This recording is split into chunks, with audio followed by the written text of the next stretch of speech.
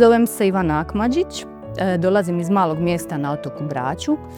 Završila sam studij industrijskog inženjerstva na Fakultetu elektrotehnike, strojarstva i brodogradnje u Splitu.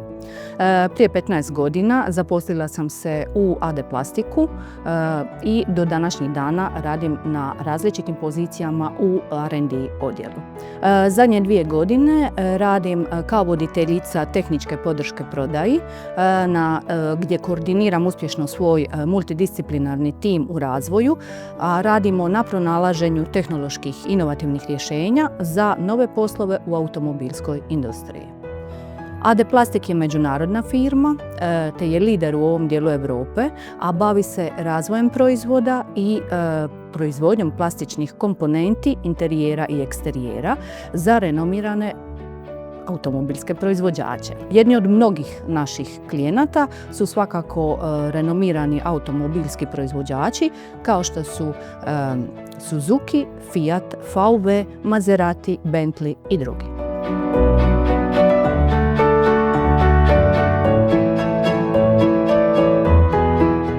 Odluka da se bavim inženjerskim poslom svakako je bila veliko iznenađenje za moju okolinu, prvenstveno za moje roditelje koji su za mene imali drugačiji plan, a to je da jednog dana postanem uspješna voditeljica na vijestima.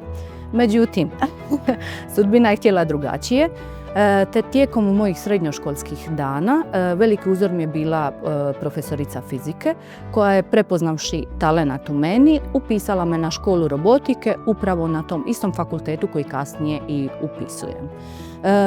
To iskustvo mi je otvorilo vrata u svijet inženjerstva, naučilo me kreativnom razmišljanju, funkcioniranju u timu, te me također ponukalo da kasnije upišem i taj studij.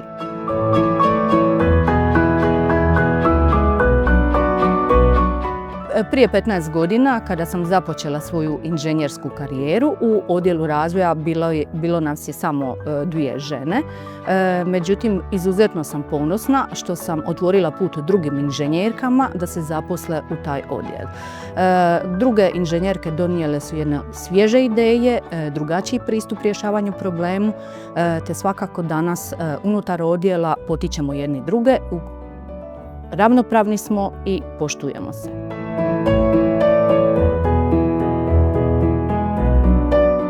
Bilo se dosta izazovno dokazati kao žena, međutim, ukoliko se okružite ljudima koji vam daju vjetar u leđa, koji prepoznaju vaš potencijal, te vas stalno guraju naprijed, mislim da se sve može i zato sam danas ovdje gdje jesam.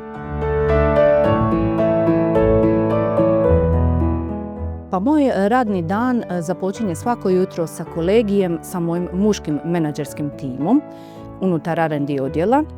Nakon toga nastavljaju se mnogobrojni interni sastanci sa mojim R&D timom gdje zajedno radimo na mnogim međunarodnim projektima u automobilskoj industriji, a nastavlja se također i online sastancima te tehničkim prezentacijama za razvojne timove u automobilskoj industriji diljem svijeta. Danas dobar inženjer, odnosno inženjerka, mora imati sljedećih nekoliko ključnih karakteristika. Prije svega to je stručnost, da bi odgovorili na sve zahtjevnije zadatke u industriji. Zatim kreativnost, da bi uopće pronalazili inovativna tehnička rješenja za probleme. Sposobnost funkcioniranja u timu, obzirom da se radi o sve složenijim problemima, te je potreban multidisciplinarni tim i multidisciplinarna znanja da bi riješili nekakav tehnički problem. Isto tako treba imati strast prema ovome poslu, te treba biti spreman na učenje i da bi ostao konkurentan u industriji.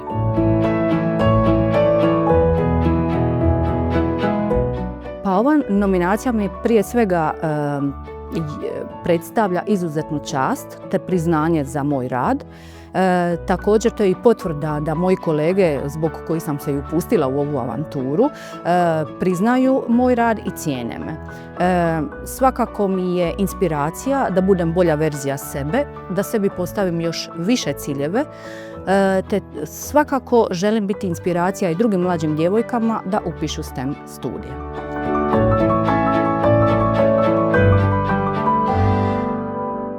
Savjet koji bih dala djevojkama koje kreću, odnosno premišljaju se da li da upišu inženjerske studije, svakako bi bio da se ne boje tog izazova, da uživaju na svom putu i ne slušaju tuđa mišljenja.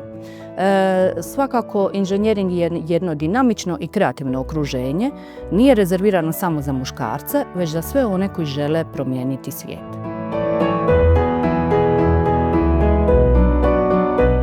Mlađoj sebi, kao srednjoškoljki, poručila bih da ne sumnja u sebe i u svoj potencijal, da ne sluša tuđa mišljenja koji je ukalupiraju u nekakav paket.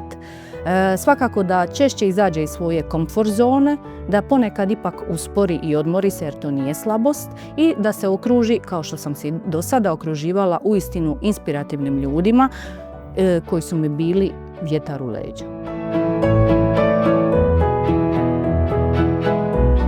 Doprinijela sam rušenju stereotipa u inženjerstvu, svakako.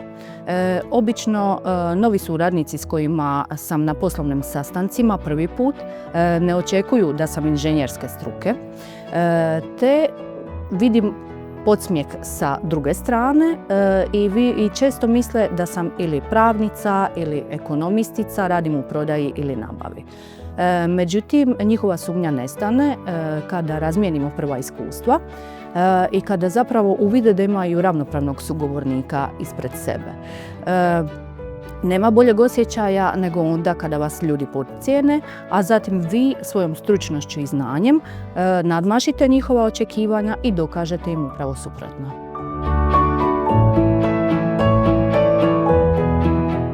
Knjige koje me inspiriraju odnose se na moj profesionalni i osobni rast i razvoj. Jedna od zadnjih knjiga koju sam pročitala i koja je dosta ostavila utiska na mene je 7 navika običnih ljudi. Ta knjiga me naučila kako postaviti prioritete u svom životu, kako dobro izgraditi međusobne odnose, te na koji način naći balans između privatnog i poslovnog života. Inače, obožavam gledati filmove i serije, pogotovo science fiction tematike, obzirom da takvi filmovi i serije prikazuju futurističke gradove, futurističke svjetove, te isto tako prikazuju tehnologije koje su temelj budućnosti i svakako su inspiracija za ono što možemo primijeniti u svakodnevnom životu.